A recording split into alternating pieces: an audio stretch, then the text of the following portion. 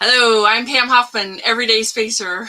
I'm Jeff Miller, 2049 Outfitters. At Everyday Spacer, we show regular folks how to personally and directly participate in space exploration, science, and astronomy.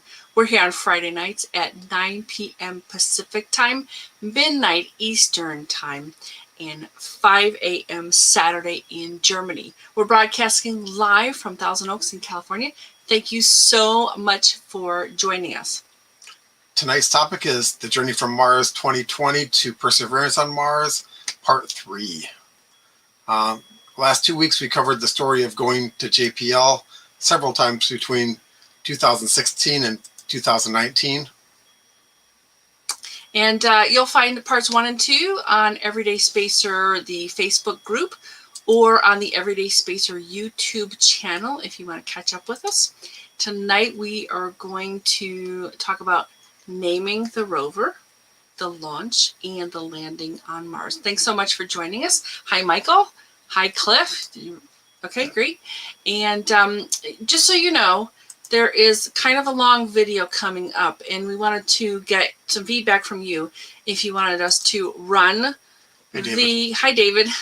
If you wanted us to run this long video, it's about 3.5 minutes, or if we should, we can add the link to the chat too, but if you just want to see it on your own, because it is kind of long, let us know. It's a 3.5 minute video of the landing on Mars. Right. We've got a fairly short one of the takeoff. We figured we'd show that. There's also a 2-hour video of the takeoff, which we're not going to show here, but we will have the link for you. Right. All right. So hi, Seth. Thanks so much for joining us. Really appreciate that. All right. So we're going to get going. We will chit chat with you, but we're going to show you the screen now because we have some nice graphics, and we'll talk about the different parts of tonight's show with the graphics. Okay, here we go. Oh, okay. It's the Name the Rover contest opened in August 27th, 2019. And it's kind of a tradition when we have a rover that we're launching to Mars. We generally open this up to the young people in our country, in the United States, and we ask them to come up with a name, and in this case, certainly to write a little essay, and then people will choose the name. And in this case, we had more than 28,000 young people between kindergarten age and 12th grade. 12th grade high schoolers that were, all from all over the nation. And they, hi Cliff, thanks for joining us. They did respond and give their, impressions of what to call the rover and an essay about it. We had 4,700 judges, and even though they were not part of the judging, the public was invited to vote, and 770,000 votes came in, which I think it had an influence on the judges, but the judges actually did the picking. And you were thinking of being a judge, weren't you? Yeah, I was considering being a judge. I looked at the time commitment, and just back then I thought it would be a little bit more than I was willing to put into it for what all the projects that I had going, that kind of thing. March 5th, 2020, they actually picked the name. And so now we know it is Perseverance. Remember we talked about going into JPL for tours, and it was just named Mars 2020. And now we had a name for this Mars rover, Perseverance. And 7th grader Alex Mather from Springfield, Virginia submitted the winning essay. There's more information and a nice video about the name on the site. And yeah, I think it's really well worth a look. Oh yeah, is that where we are here? Yeah. All right. So this is the contest page where you can find out more about the Mars rover. See that video. There's plenty of stuff in there to look at. Yep. And this is Alex Mather, the kid who who won the essay contest. And just a brief excerpt of the essay, of his essay. Curiosity, insight, spirit, opportunity. If you think about it, all of these names of past Mars rovers are qualities we possess as humans. We're always curious and seek opportunity. We have the spirit and insight to explore the moon, Mars, and beyond. But if rovers are to be the qualities of us as a race, we missed the most important thing, perseverance. And he does go on. He does have more, but that's the salient point of his essay and probably what got it for him. Yeah, so Alex got to do a lot of fun things, including watch the launch. And they did have, let's see, oh, no, I already did the banner. Yeah. They did have more, semi-finalists. And 155. Right, and I think you can actually read their essays on the website as well. Yeah.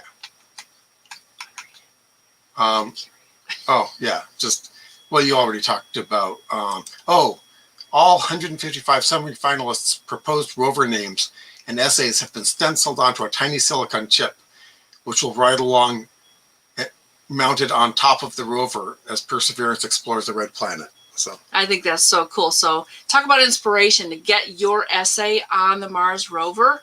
I think that's fantastic. So 155 kids out there, plus Alex, are probably going to be able to brag about this for a long time. All right, we got another comment. Thanks so much, David. The name Intrepid means fearless or adventurous. Awesome. Thanks so much, David. But we don't want it to get eaten by a giant war machine built by a previous civilization. I'm not sure I get the reference. Sorry. Star Trek. Star Trek. Okay. All right. So let's see. What was I can't read that. Oh, just there's more information. Public poll participation map, key dates, and more are on the website. Yeah, definitely worth looking at, I think. And here is the name, basically stamped onto the arm of. I think that's the camera mast. Yeah, that's the camera mast, right? For Perseverance. Yeah, and they had a real big ceremony for Alex, and like I said, he got to see the launch, him and his family, and to have his name, the name he chose for the rover etched onto it and attached to the rover. That must be really cool for a young person. Yeah. So it's and they say it's secured to the arm of NASA's Mars Perseverance rover. Space soon after being. Oh, okay. So this was attached March 4th, 2020. So awesome. All right, and so we've got. Remember we talked about that video that was going to last for 2 hours. We've dropped the link to that into the chat just now. So if you want to see that whole, I guess that's the next part. So we're talking about the launch next, and here's that link for 2 hours. Well, we're just going to talk about it a little bit, and I think we have a brief video about the launch, right? Yeah, we do have a short video on the launch, and we just thought we'd share that with you. Right. So there's the link. And I'm going to go ahead and go over to the video. Now, this is the launch. It's less than 2 minutes long, but they launched the Atlas V rocket, which carried Perseverance and Ingenuity, which is the drone that was, underneath the rover.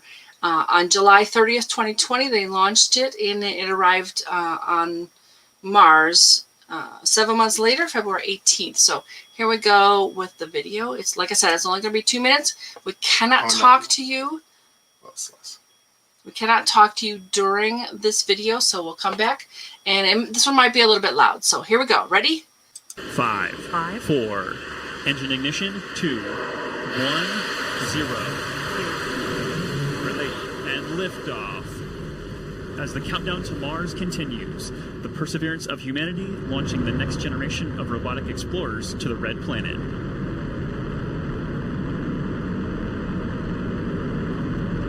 And Atlas TU has gone to closed loop control.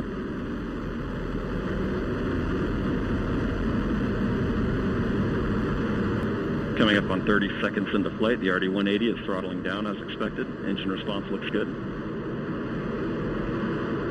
And Mach 1, Atlas 5 is now supersonic.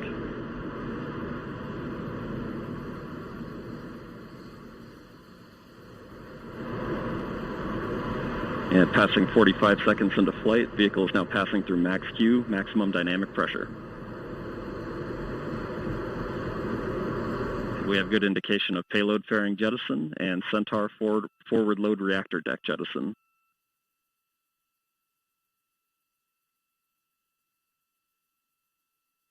Standing by for stage separation.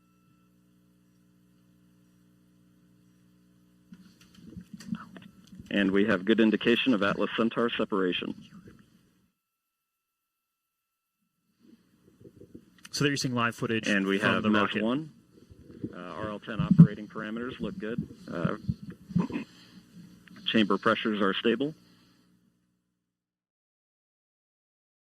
Hey, NBC News viewers, thanks for checking out our YouTube channel. Subscribe.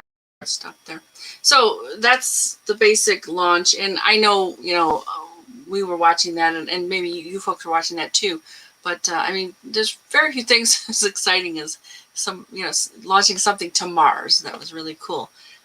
But then, you know, of course, a few months later, we're watching the descent, and by the time it gets to Mars, there's a time lag, so we're not going to see it absolutely live. But we, you know, separate from, well, different from the previous ones, we actually had cameras operating during the descent. yeah. And so we were watching it. You know, we weren't seeing it like you're seeing right here because, of course, there was no camera on the ground looking at it. But there were cameras in the vehicle looking up at the descent unit and looking down at the vehicle. So it's a quite interesting video if you haven't seen it. And we're going to post a link here. We didn't really get any comments about whether people wanted to see the landing. So I don't. Do you want to show it? Yeah. So here at this point, we do have that that video that's a little bit long. It's about 3.5 minutes, and not hearing any comments from people. I guess we'll just run it. I mean, and here I'm going to actually grab the link as well. So I'll put that in the comments. So let's see. Here we go. There's a link to it if you want to see it later as well. Whoops, here it comes.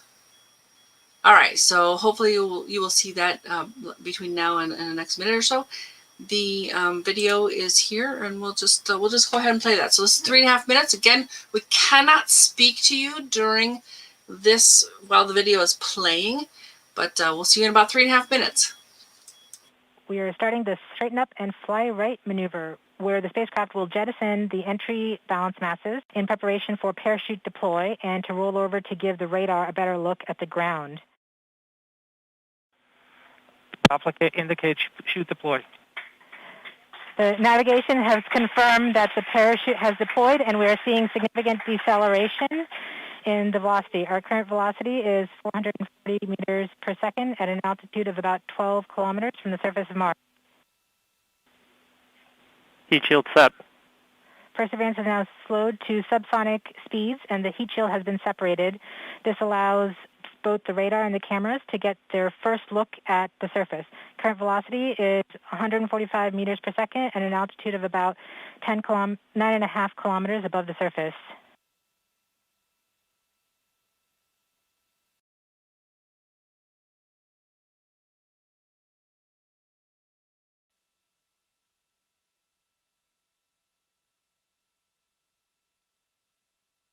Nav filter converge. Velocity solution 3.3 meters per second. Altitude 7.4 kilometers. Now has radar lock on the ground. Current velocity is about 100 meters per second, 6.6 kilometers above the surface of Mars. Perseverance is continuing to descend on the parachute. We are coming up on the initialization of terrain relative navigation and subsequently the priming of the landing engines. Our current velocity is about 90 meters per second at an altitude of 4.2 kilometers. OVS valid. We have confirmation that the lander vision system has produced a valid solution and part of terrain relative navigation. Priming. TBA is nominal. We have priming of the landing engines.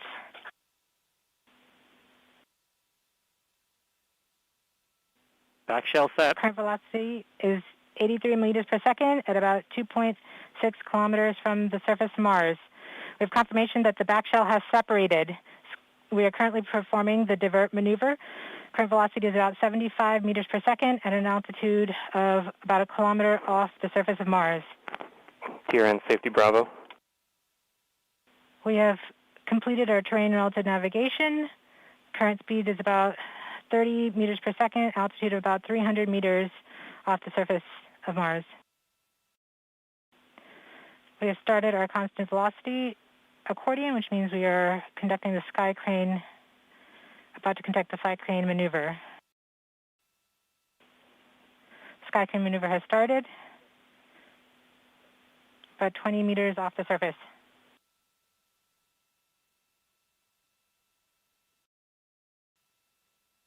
We're getting signals from MRO. Tango Delta. Touchdown confirmed. Perseverance safely on the surface of Mars, ready to begin seeking the signs of past life.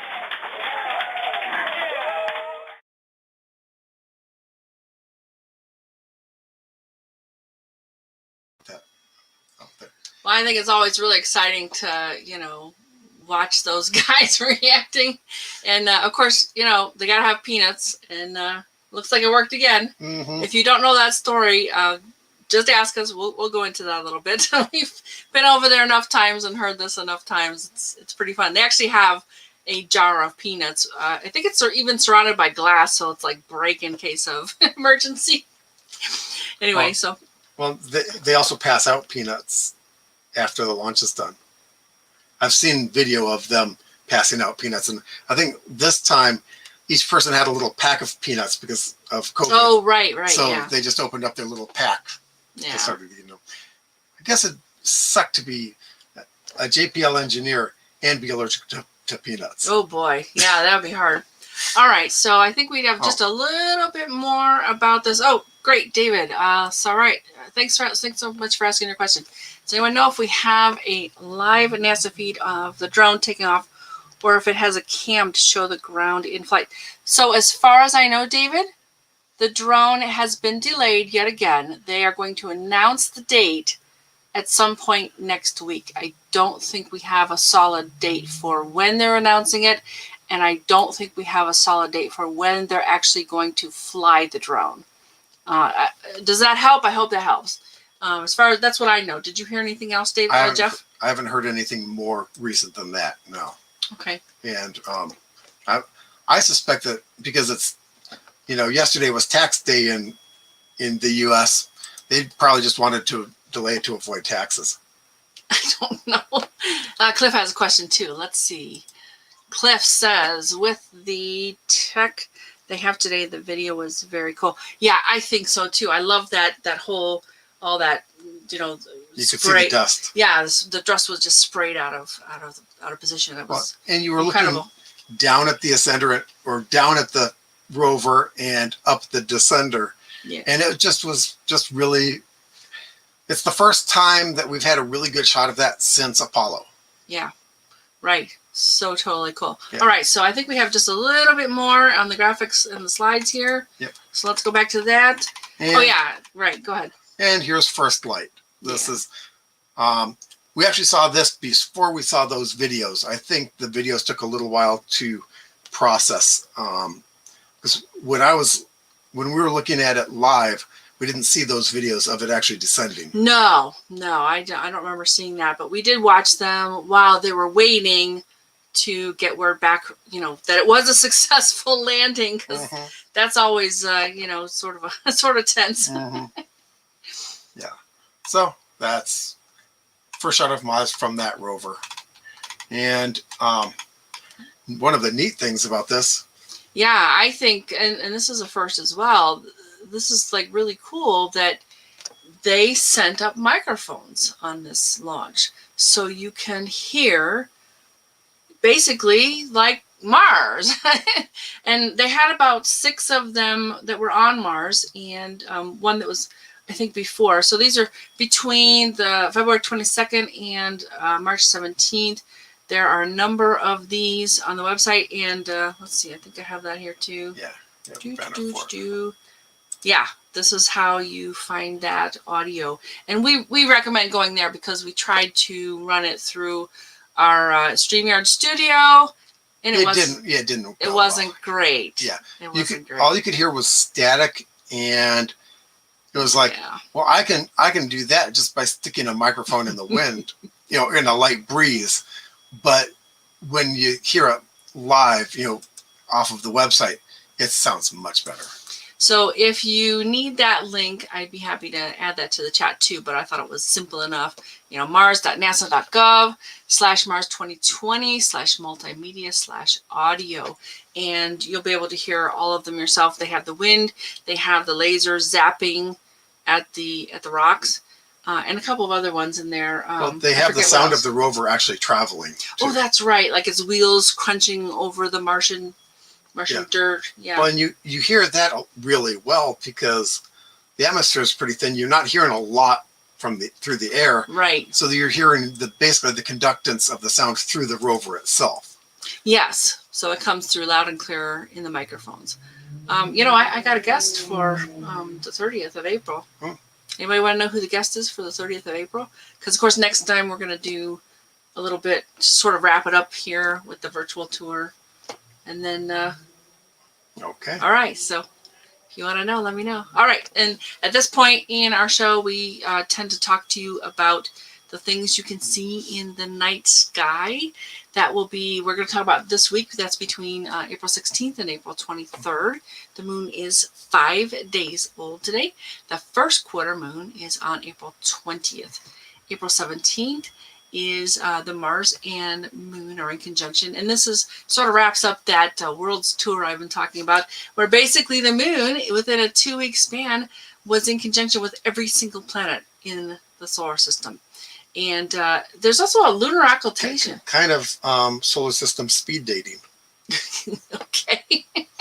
Ding! On to Venus. Okay.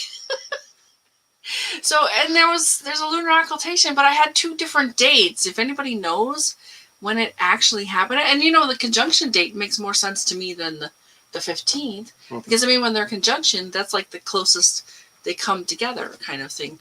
And that was going to be visible in Asia. Did anyone know about that, or catch they'll have like webcams set up in different places in the world if you're not actually on location.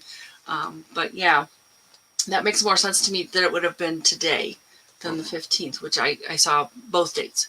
So a little confusing there. And if anybody knows, I'd love to find out. Well, maybe it took place early enough in the morning or late enough at night that on the date line, it depends on which side of the date line. But it's like 2 different days. It's April 15th versus 17th. That's two days away. So it's not 15th and 16th. So yeah, I'm not sure. Like David or Cliff or anybody else out there, if you have any kind of clue, or heck, if you're watching it later, please let us know.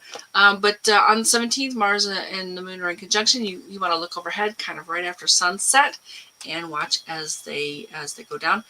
April 22nd, Venus and Uranus are in conjunction, and you're going to want to look low in the west right after sunset. Venus is, of course, very easy to see naked eye. Uranus, however, requires optical aid.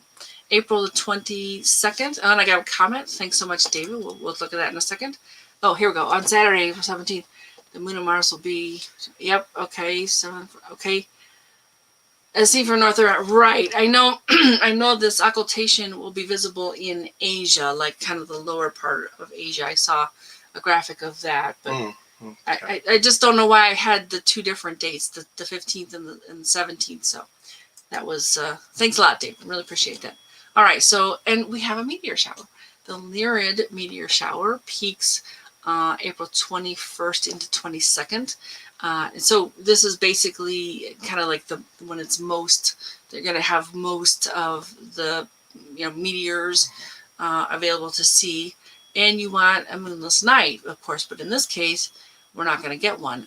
But the date range is usually like 16th to the 30th for the Lyrids, and you may see some at any point in that date range. Yeah. Then in ones and twos, yeah, they're not real fast. In fact, about 10 to 15 per hour can be expected for this one, and they're saying that the best time to go out is after the moon has set, and then right before dawn. And the next meteor shower is in early May, so we'll talk more about that next month.